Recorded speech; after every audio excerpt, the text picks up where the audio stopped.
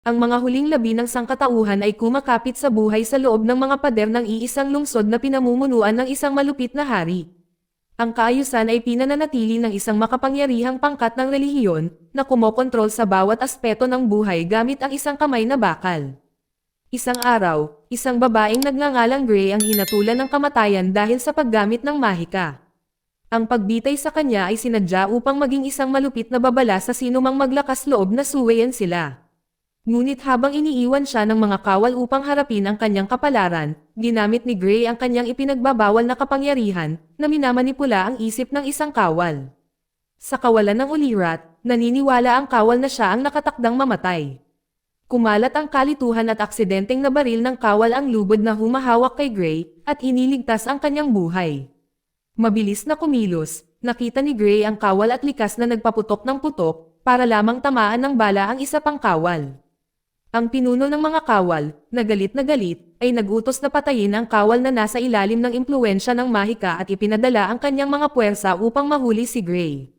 Maya-maya, gumagalaw si Gray na parang anino sa mga gumuguhong gusali, at isa-isang pinatumba ang mga kawal. Siya ay mabilis, tumpak, hanggang sa pinuno na lang ang natitira. Hinahamon niya itong patayin siya. Pero may ibang plano si Gray. Sa halip na isang mabilis na kamatayan, sinakal niya ito ng isang lubad. Habang papalayo siya, naghiwalay ang mga tao na nagsasabing ang mangkukulam ay hindi maaaring patayin. Sa ibang lugar, isang gumagala na nagngangalang Boyce ang sumakay ng mag-isa sa isang madilim na lagusan. Isang kakaibang pakiramdam na pinagmamasdan ang gumagapang sa kanya. Tumawag siya sa mga anino, hinahamon ang sino mang naroon. Sa isang iglap, lumitaw ang isang grupo ng mga tulisan. Sinubukan ng isa na agawin ang kanyang sandata, ngunit bago sila makapag-react, ang ahas na may dalawang ulo ay pumulupot, at agad na pinatay ang umaatake. Ipinatawag ni Boyce ang kanyang sandata sa isang mabilis na kilos, walang kahirap-hirap na pinabagsak ang buong gang sa isang malabong galaw. Nang ligtas ang lugar, kinuha niya ang kanyang ahas ng hindi nagagambala at nagpatuloy sa kanyang paglalakbay.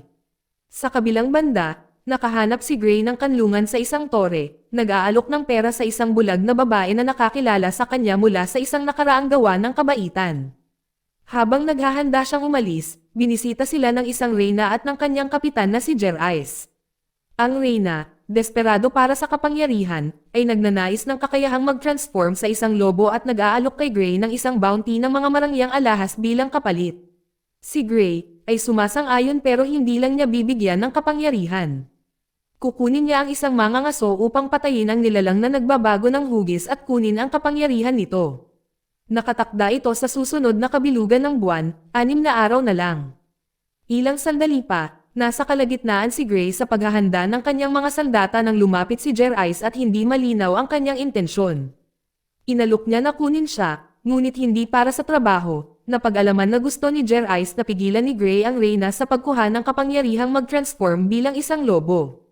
Sinabi niya na tapat siya sa reyna. Iginiit na ang gayong kapangyarihan ay haantong lamang sa kapahamakan. Si Gray, na nakakaramdam ng paninibugho sa ilalim ng kanyang mga salita, ay pinaghihinalaan ang kanyang tunay na motibo, ngunit hindi niya gustong tumanggi sa trabaho, tinanggap ang bayad sa anyo ng relo. Sa sandaling umalis siya, tinapik ni Gray ang kanyang mahika, sinisilap ang nakalimutang lupain gamit ang kanyang paningin. Nakita niya ang isang grupo ng mga lalaki na nagtangkang pabagsakin ang isang napakalaking lobo, na napanat lamang sa ilang segundo. Samantala, ang hari ay nakahiga sa kama, ang kanyang boses ay may halong pagkadismaya habang siya ay humihingi ng tulong sa kanyang asawa. Ngunit ang reyna, na halatang naiirita, ay tinutuya siya ng mga masasakit na salita habang tinatawag ang kanyang mga katulong. Napag-alaman na ang reyna ay may relasyon kay Boyce. Si Boyce, na nagtatangkang lumabas ng palasyo, ay nahuli ng mga kawal ng hari. Sa isang iglap, gamit ang alak gumawa siya ng apoy na sumunog ng buhay sa isang kawal. Gamit ang mabilis na reflexes, sinipa niya ang isa pang kawal pababa ng hagdan, na lumikha ng panandaliang pagtakas habang ang kaguluhan ay sumabog sa paligid niya. Hindi nagtagal, nakita ni Gray si Boyce, mula sa kabilang kwarto alam niya ang kanyang reputasyon.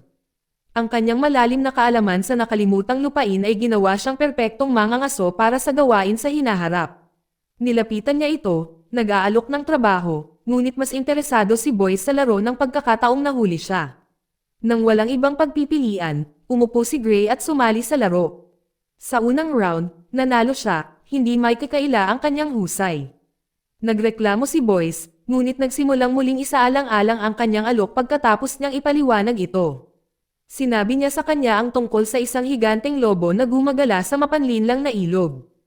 Isang lugar na tumutugma sa pangitain na nakita ni Gray kanina. Iyon lang ang kumpirmasyon na kailangan niya. Pumayag siyang bayaran siya gamit ang relo kung gagabayan siya nito doon. Gayunpaman, nagkaroon ng kaguluhan ng suguri ng isang grupo ng mga kawal ang bar.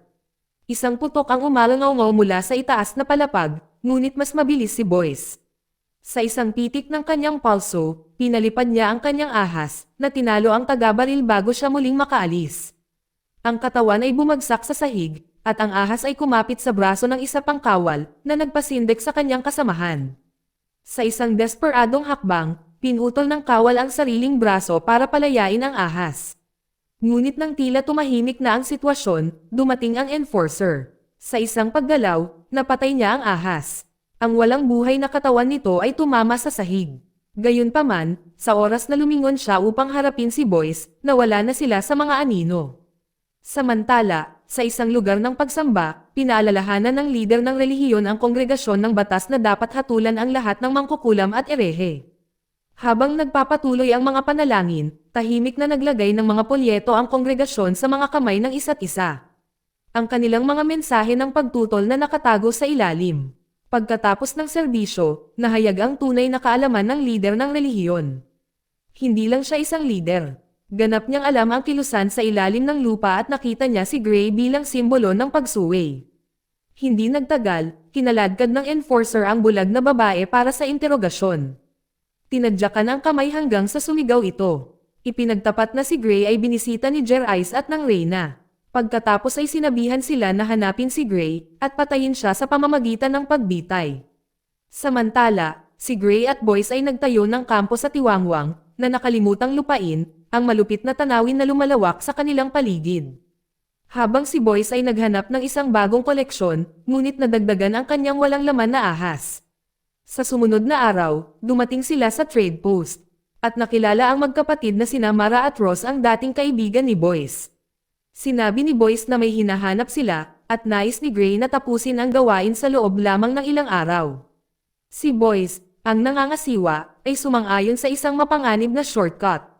Nang naghahanda sila na umalis, si Boyce ay nagbigay ng babala na si Mara at Ross lamang ang mapagkakatiwalaan sa lupaing ito. Gayunpaman, si Gray, na nagmamasid sa lugar, ay nakakita ng isang bagay na nakakaligalig. Malaking buto ng hayop na nakakulong sa isang hola, isang malinaw na senyales ng panganib na nakatago sa malapit. Sa ibang lugar, ang enforcer at ang kanyang mga kawal ay dumagundong sa mga ipinagbabawal na teritoryo sakay ng armored carriage. Samantala, hinarap ng Reyna ang patriarka, nag-aalab ang galit sa kanyang mga mata. Hiniling niyang malaman kung bakit pinahintulutan nito ang paggamit ng karwahe nang hindi kumukonsulta sa kanya. At mas masahol pa ay iniwan ang lungsod na walang bantay. Ang patriarka, mahinahon ngunit nagkalkula, sumagot na pinaghihinalaan niya ang pagkakanulo sa kanyang panig. Mariin itong itinanggi ng Reyna, ngunit naitanim na ang binhi ng pagdududa. Hindi nagtagal, inabot ng enforcer na kinumpirma ang kanyang hinala na nagsinungaling ang Reyna. Ngayon kailangan nilang makuha si Gray sa kanyang pagkawala, at kung mamatay ang dayuhang hari, sa wakas ay magkakaroon na ng kapangyarihan ang patriarka na agawin ang kontrol. Sa ibang lugar, sina Ross at Mara, walang pag-aalinlangan at tapat, ay natagpuan ng isang brutal na grupo ng mga kawal. Sila ay pinahirapan ng walang awa hanggang sa hindi makayanan ang sakit. Nasira si Mara at inilabas niya ang katotohanan, na si Gray at Boyce ay patungo sa Skull River. Ang mga kawal, malamig at mahusay, ay pinatay silang dalawa at sinunog ang kanilang tahanan, na walang iniwan kundi usok sa abo sa kanilang kalagayan. Kinabukasan, dumating sina Gray at Boyce sa Lamat, isang sinaunang lungsod na minarkahan ng malalalim na bangin at gumuguhong mga gusali. Nakipagsapalaran sila sa isa sa mga sira-sirang istruktura. Hinahanap ang operator ng cable car, ang tanging paraan upang makatawid sa malawak na bangin. Tinawag ni Boyce ang pangalan ng lalaking karaniwang nagpapatakbo ng cable car, ngunit walang sumasagot. Habang lumalalim sila sa gusali, napadpad sila sa mabangis na paningin ng walang buhay na katawan ng operator. Siya ay pinatay, isang malinaw na senyales na natalo sila ng kaaway doon. Aalis na sana sila, tinambangan sila ng enforcer at mga kawal nito. Malamig na inalok niya si Boyce ng kaligtasan kapalit ng pagsuko ni Gray. Upang maiuwi ang punto, inilantad ng mga kawal ang walang buhay na katawan ni Mara. Pero laking gulat ng lahat, nanlaki ang mga mata ni Mara, mahinang tinawag ang pangalan ni Boyce. Sa isang malupit na twist, binaril siya ng enforcer ng walang pag-aalinlangan, pinatahimik ang anumang pag-asa ng kanyang kaligtasan. Umahan ang galit kay Boyce, at walang iniisip, gumanti siya. Si Gray, kumikilos na parang kidlat, ay nagsara ng distansya, pinabagsak ang isang sundalo at hinawakan ang kanyang sandata. Ang dalawa ay lumaban sa perpektong galaw, pinabagsak ang mga kaaway na may walang awa na kahusayan. Ngunit tulad ng inaakala nilang sila ang mananaig, isang pangalawang alon ng mga kawal ang lumabas mula sa karwahe. Na sinusundan sila ng brutal na puwersa. Isang matinding labanan ang sumiklab muli. Si Gray at Boyce ay desperadong lumaban para manatili sa kanilang posisyon, ngunit ang napakaraming mga kaaway ay patuloy na dumarami.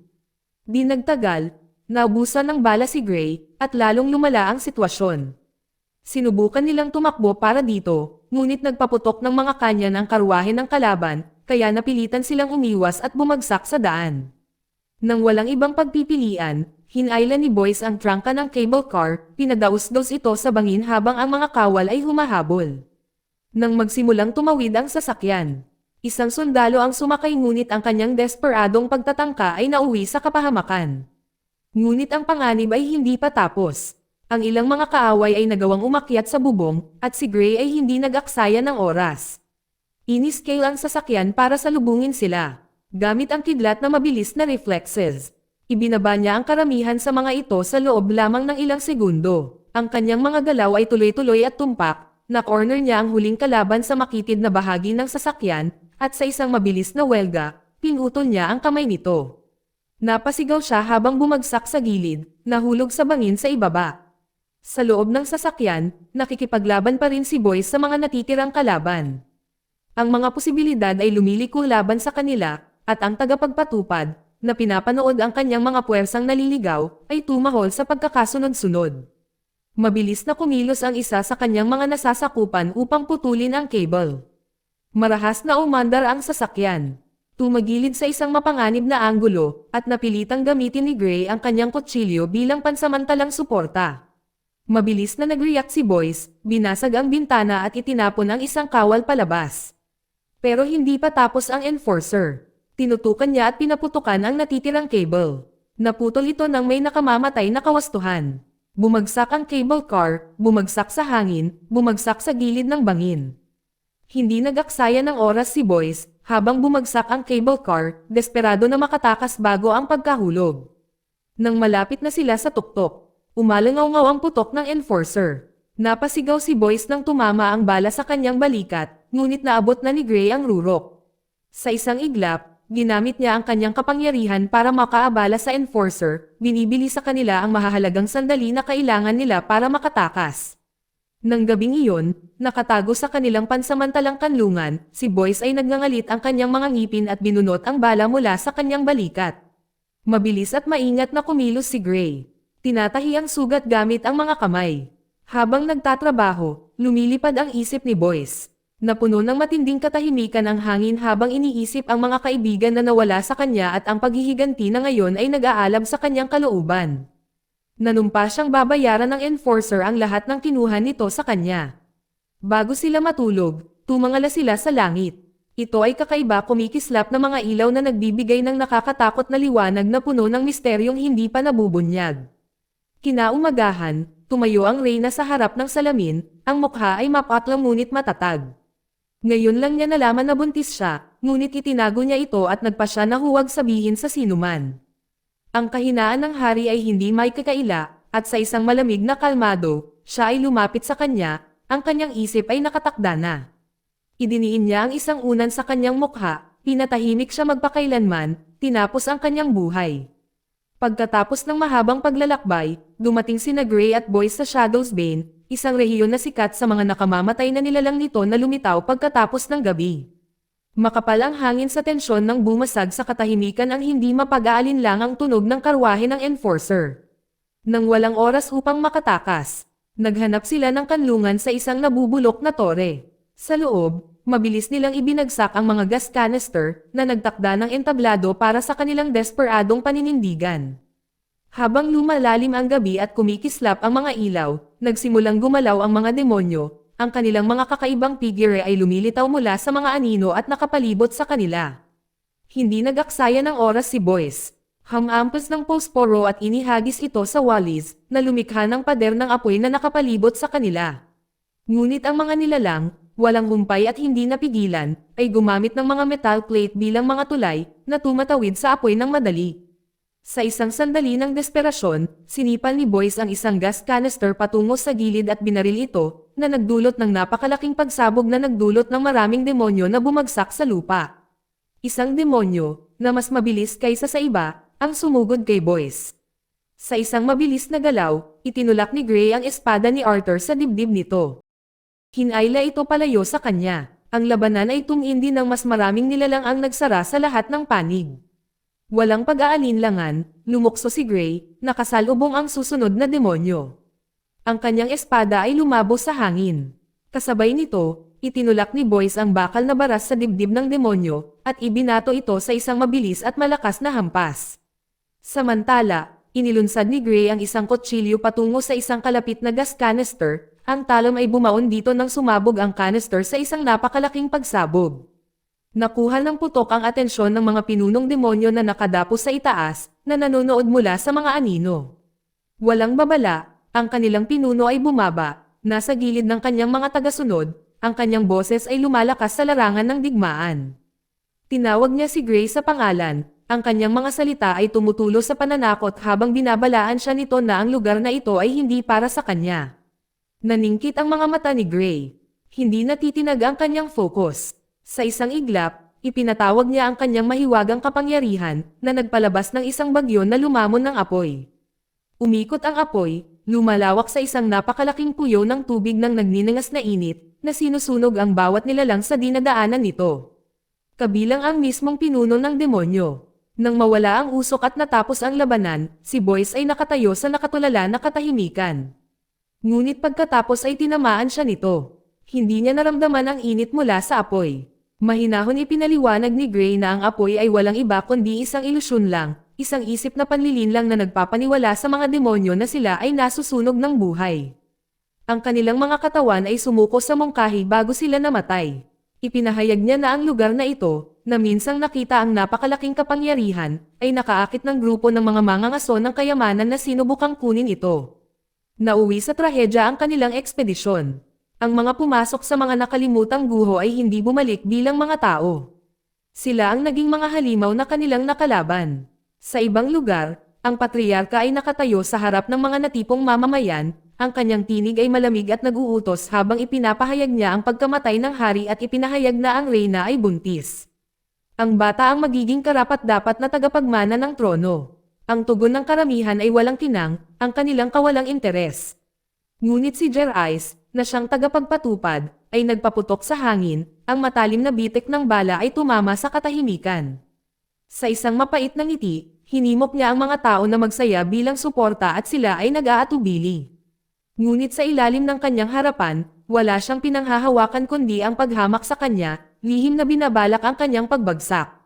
Sa mga anino, tinawag niya ang enforcer. Hinimok siya na kumilos ng mabilis. Nasa isip na niya ang susunod na hakbang sa kanyang walang awa na paglalaro ng kapangyarihan. Samantala, nilaro ng reyna ang sarili niyang laro, gamit ang kanyang alindog para manipulahin si Jer-Ice. Pinapurihan niya ito, hinabi ang kanyang impluensya sa kanya upang matiyak ang kapangyarihang militar para sa kanyang pansariling pakinabang. Habang pinapanatili ang kanyang tunay na intensyon sa likod ng kanyang ngiti. Sa kabilang banda, ipinagpatuloy ni Boyce at Gray ang kanilang paglalakbay patungo sa Firefields at tiniyak ni Boyce na makakarating sila sa kanilang destinasyon kinabukasan. Ngunit si Gray, na laging maingat, ay nagbabala sa kanya ng mga panganib sa hinaharap. Ang pagharap sa isang shapeshifter ay hindi maliit na gawain, at iminungkahi niya na kunin niya ang kanyang bayad at umalis habang may pagkakataon pa siya. Ngunit tumanggi si Boyce, determinadong manatili sa tabi niya. Kinabukasan, habang nilalalakbay nila ang isang madilim na lagusan, lumakas ang tunog ng paparating na karwahe. Nang walang oras para makatakas, mabilis silang gumawa ng plano. Sumakay si Gray sa riles, hinikayat ang karwahe papunta sa kanya. Sa pagsara nito, tumakbo siya, pinapasok ang enforcer sa bitag. Walang kamalay-malay na hinabol siya ng enforcer, walang kamalay-malay na papunta si Gray sa isang seksyon ng mga riles na nasira. Sa huling posibleng sandali, tumalon si Gray at si Boyce, na inaasahan ang kanyang paglipat, ay nahuli siya sa himpapawid habang ang karwahe ay nagmamadali patungo sa mga sirang riles. Walang tigil ang pagtakbo ng karwahe, hindi napigilan habang bumulusok ito sa bangin sa ibaba. Ang sumunod na pagsabog ay marahas at nakabibingi, na tinupok ang enforcer at ang kanyang buong crew sa isang maapoy na kamatayan. Ang nangyaring sakuna ay mabilis na nakarating sa patriarka. Galit na galit, siya ay sumugod upang pagsamasamahin ang kanyang mga puwersa, sabik na agawin ang kapangyarihan sa pamamagitan ng puwersa. Ngunit bago pa maganap ang kanyang plano, dumating si Jerice at ang kanyang mga tropa. Pinalibutan nila ang mga puwersa ng patriarka, mabilis na inalis silang lahat. Sa isang huling walang awa na welga, ang Reyna ang naging nag-iisang pinuno ng lungsod. Nang sumunod na araw, sa wakas ay narating ni Gray at Boyce ang Skull River, isang mabangis at nakakatakot na lugar na puno ng mga buto ng hindi mabilang na mga biktima. Ang mga naging biktima ng mga ganid na nilalang na gumagala sa lupain. Nakipagsapalaran sila sa isang lumang abandonadong gusali kung saan nananatili pa rin ang malabong mga labi ng buhay. Bagamat malinaw na may nakatira doon, walang lumitaw. Iminungkahi ni Boyce na umalis sila, ngunit nanatiling determinado si Gray. Determinadong ipagpatuloy ang kanyang misyon. Nang magsimulang lumubog ang gabi, inihanda ni Gray ang sarili, naglagay ng mga takip ng pilak na kuko sa kanyang mga daliri.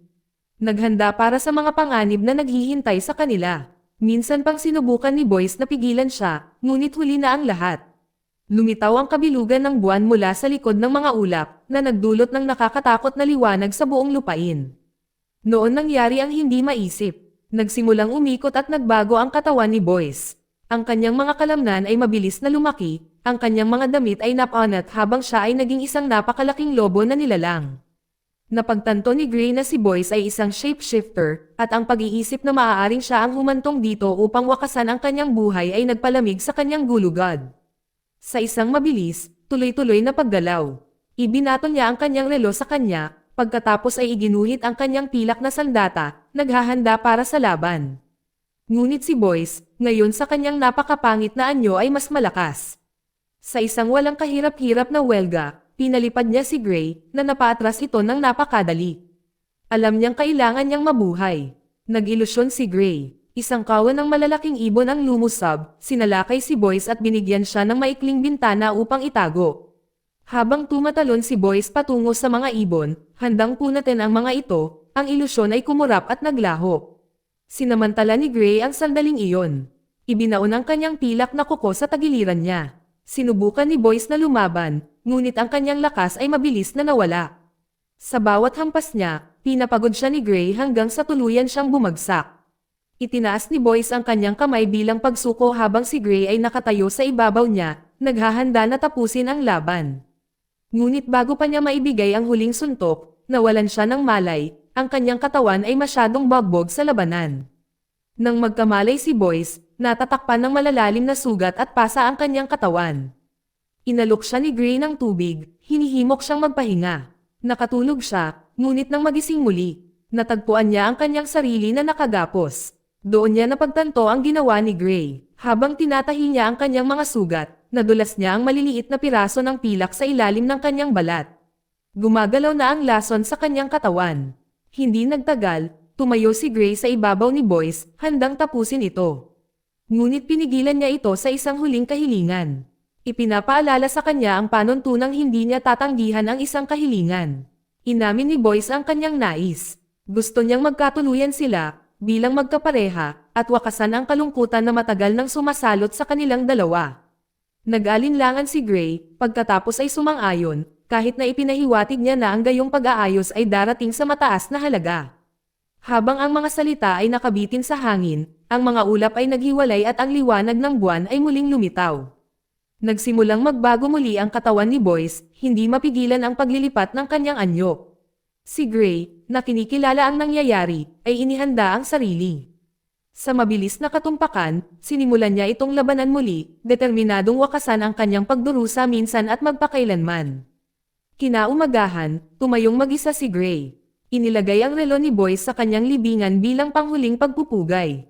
Tumalikod siya at naglakad palayo, dala ang balat ng namatay niyang kasama, isang tahimik na pasanin. Nang marating niya ang lungsod, nakita siya ng mga alipin at sumabog sa isang dagandong ng time na pagkilala. Ang kanilang mga iyak ay umalangaw-ngaw, at kahit na sinubukan ng mga gwardya na pigilan ang kaguluhan, ang sitwasyon ay mabilis na nawala sa kontrol.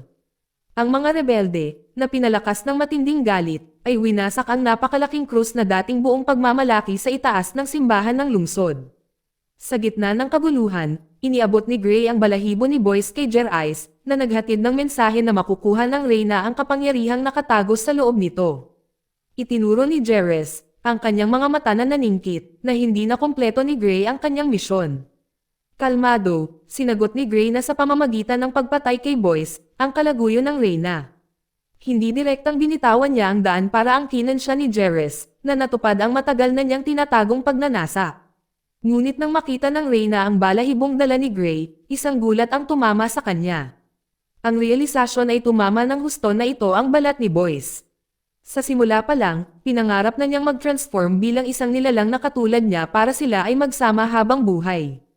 Sa halip, si Jer-Ice, sa isang mapait na pagliko ng kapalaran, ay inakusahan si Boyce na sumire sa kanyang buhay. Kinuha niya ang hairpin niya at itinutok sa leeg ni Jer-Ice. Ang kanyang buhay ay namatay sa isang iglap. Sa labas, sinamsam ng mga rebelde ang kanilang sandali. Ang mga gwardya ng palasyo, na nalulula sa sobrang lakas ng pag-aalsa, ay hindi nakayanan. Ang mga putok ay umalangaw-ngaw, ngunit ito ay walang saysay. Nilusob ng mga rebelde ang palasyo. Ang bigat ng kanilang bilang ay hindi mapigilan. Nang sumisikat ang unang liwanag ng bukang liwayway, ang Reyna ay nakatayo sa ibabaw ng balahibo ni Boyce. Pinagmamasdan ang pagsunog nito hanggang maging abo. Nilalamon ng apoy ang mga labi ng kanyang balat. Ngunit sa pagsikat ng araw, isang nakakatakot na pagyanig ang bomb-alot sa libingan ni Boyce. Isang bagay na hindi natural na gumalaw sa ilalim ng lupa. Pagkaraan ng ilang sandali, bumangon si Boyce mula sa libingan, isinilang na muli, ang kanyang katawan na dala ng matinding uhaw sa paghihiganti. Nilaybot ng kanyang mga mata ang abot tanaw, ang kanyang isip ay nakatuon lamang kay Gray. Nang sa wakas ay magkaharap na sila, unang nagsalita si Gray. Ibinunyag ang katotohanang matagal na niyang dinadala. Alam na niya ang tungkol sa relasyon ni Boyce at ng Reyna sa simula pa lang. Bawat galaw na ginawa niya, bawat hakbang ng kaguluhan sa lungsod, at ang mismong pag-aalsa, ay naging bahagi ng isang engranding plano, isang nilalayong palayain ang mga tao at tiyakin ang kaligtasan ni Boyce. Ngunit si Boyce, na natupok ng galit, ay hindi matanggap ang kanyang mga salita. Itinutok niya ang kanyang sandata sa kanya, ngunit hamarang ang baril kaya wala siyang pagpipilian kundi ang bumunot ng kutsilyo. Nag-away ang dalawa, ang kanilang mga galaw ay labo ng galit at desperasyon. Sa isang sandali, sila ay nakakulong sa isang nakamamatay na laban, mga espada sa lalamunan ng isa't isa, ang tensyon na sapat upang mabulunan ang hangin sa pagitan nila. Pinutol ng boses ni Gray ang katahimikan, na nagpapaalala kay Boyce na sa sandaling ito, ang nakamamatay na paghaharap na ito ay ang pinili niyang kapalaran. Natahimik si Boyce, bumaon ang bigat ng kanyang mga salita. Unti-unting nawala ang kanyang galit, at may pag-aatubili na tumango, ibinaba niya ang kanyang sandata. Magkasama, iiwan nila ang mga nasira at magsisimula sa isang bagong paglalakbay patungo sa mahiwaga at hindi kilalang lupain na kilala bilang Lost Land. Dito nagtatapos ang kwento. Salamat sa panonood, kaibigan.